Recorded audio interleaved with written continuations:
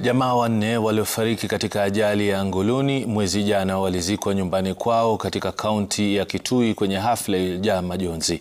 Mama na wanawe watatu walizikwa katika kijiji cha Kikwa katika kaunti ya Kitui ambapo wito wa usalama barabarani ulitolewa. Waombolezaji aidha walizitaka asasi za usalama kuzingatia ukaguzi wa magari pamoja na madereva ili kupunguza idadi ya ajali za barabarani. Wanne hao ni kati ya watu 6 waliofariki mwezi Novemba katika eneo la Ngoloni baada ya lori kupoteza mwelekeo na kugonga gari la abiria.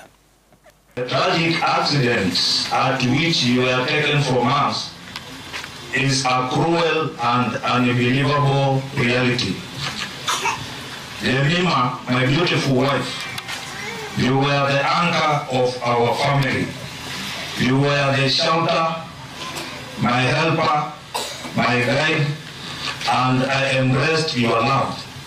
Well, we forever cherish the memories of our childhood, adventures, the daily play, late night talks, and all we did together.